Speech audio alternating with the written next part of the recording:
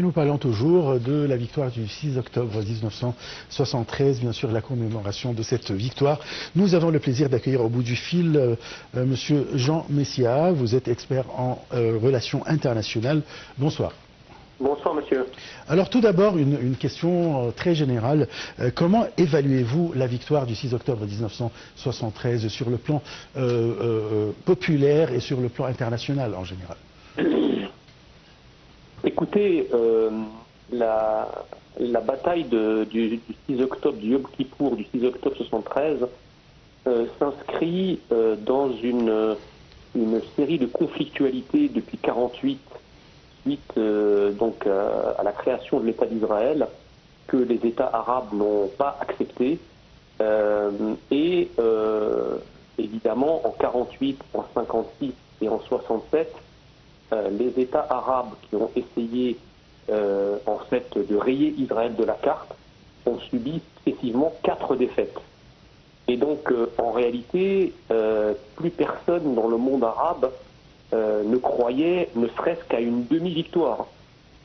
Or, la victoire, le début de victoire de l'Égypte, le 6 octobre 1973, qui a réussi à percer les lignes de défense Bar-Lev, a suscité un immense espoir dans le monde arabe qui, pour la première fois, a jugé que Israël n'était pas infaillible, qu'Israël n'était pas invincible. À ce moment-là, le 6 octobre, bien entendu, c'était une bataille, la première bataille que le monde arabe a gagnée, même s'il n'a pas gagné la totalité de la guerre, puisque les objectifs de cette guerre ne sont pas atteints à ce jour, que Israël est toujours là et que Israël est un État qui est reconnu à la fois par l'Égypte, par la Jordanie, par les Émirats arabes unis, par Bahreïn.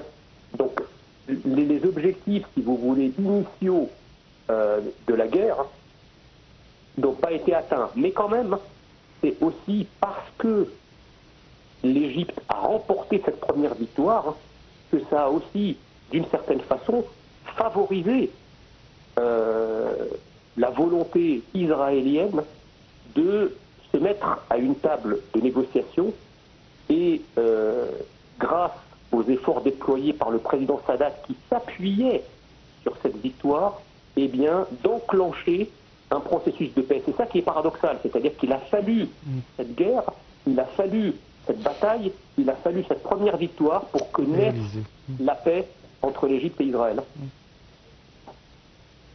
Parfait. Là, si on parle de la guerre, je sais très bien que vous n'êtes pas expert militaire, etc. Mais en tant que citoyen, en tant qu'expert, l'élément de surprise que le président Sadat a utilisé, est-ce que ça a joué quand même un grand rôle dans la traversée, ce qu'on appelle la grande traversée du canal de Suez par l'armée égyptienne? Ah bah, c'est évident que le président Sadat, qui était, je crois, à l'époque du 6 octobre, vice-président, et donc il était, je crois, dans l'armée de l'air égyptienne. Ah non, c'est Moubarak, pardon. Non, mais en tout cas, le président Sadat était officier dans l'armée. Ouais. Voilà, officier dans l'armée. Je pense que ça l'a auréolé, si vous voulez, d'une légitimité qui lui a permis de se présenter à la Knesset devant des députés israéliens médusés, de voir le premier chef du plus grand pays arabe se présenter devant la Knesset pour prononcer un discours en arabe qui a été applaudi. Enfin, quiconque regarde ce discours aujourd'hui avec 40 ans, 50 ans de décalage, en éprouve des frissons. Parce que pour la première fois, et grâce au 6 octobre 1973, un dialogue de paix était instauré qui mettait l'Égypte dans une position de force à la fois militaire, mais surtout morale. Parce que c'est Sadat lui-même qui a pris son avion présidentiel pour se rendre en Israël et pour demander la paix à Israël. Et évidemment qu'en Israël, tout le monde n'était pas favorable à cette paix. Mais compte tenu de la geste du président Sadat qui venait en personne devant la Knesset demander la paix, les Israéliens Et même les faucons israéliens ont été comme tétanisés. C'était pas possible de refuser une main aussi énorme qui était tendue.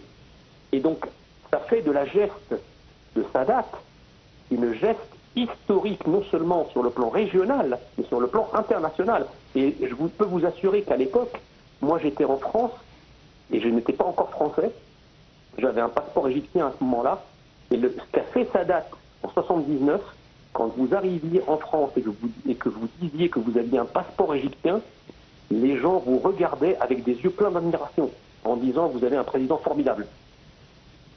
C'est vrai. Bon. La voie de la paix, on a réalisé la paix avec Israël et puis Israël a fait quand même quelques traités de paix avec quelques pays arabes. Aujourd'hui, comment vous voyez, vu la situation de la région, est-ce qu'on peut espérer réaliser une paix globale dans la région avec Israël? Écoutez, c'est ce qui serait souhaitable. Vous savez, les Émirats arabes unis, dans le cadre des accords d'Abraham, initiés sous l'égide de la présidence de Donald Trump, ont signé un accord de paix avec Israël. Qu'est-ce qui se passe? Les Émirats arabes unis apportent l'argent, apportent le financement.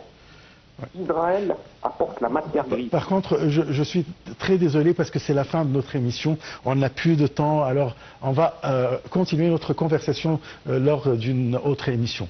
Avec grand plaisir. Je vous remercie beaucoup et je suis très désolé. Au revoir. Non, alors, je t'en prie. Alors, je remercie Monsieur Jean Messia. Je rappelle que vous êtes expert en relations internationales. C'est la fin de notre émission. Très bonne soirée. Au revoir.